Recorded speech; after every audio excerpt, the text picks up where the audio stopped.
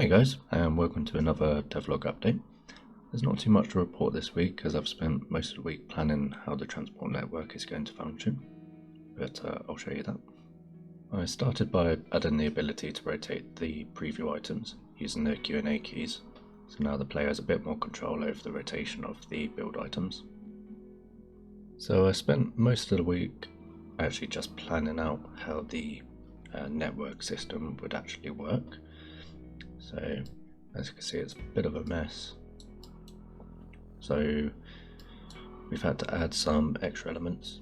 So we've got network placement stage, which is essentially at what point is the player. So are they clicking the start of the road, or are they clicking for the end of the road? The target info keeps track of that information. So it keeps track of the click locations.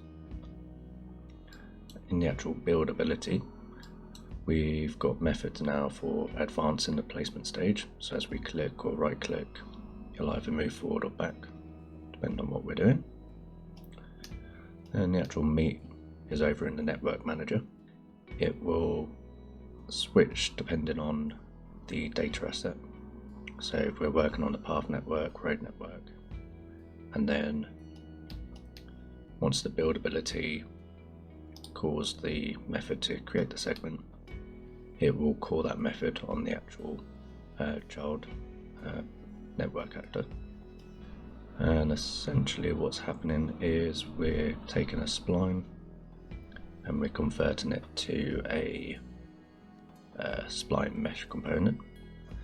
So the networks are going to be composed of a series of splines.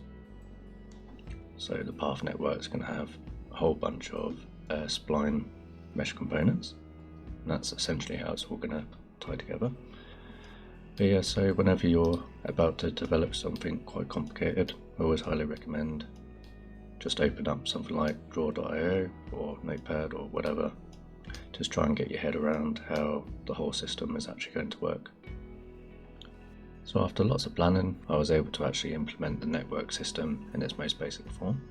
The player can now very roughly draw out curved paths. It's pretty rudimentary at the moment, but the core of the functionality is there. So next week I just need to keep on chipping away at the build ability. I'd like to add some different forms of snapping, such as angle and grid snapping.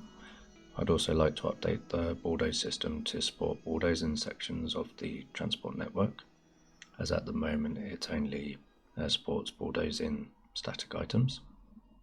So just to let you know, I do regular live streams where you can follow along as I work on the project, so please go ahead and check those out. I also have a Patreon account where I upload packaged versions of the project as well as project source code. Otherwise, thank you for watching and hopefully I'll catch you next week.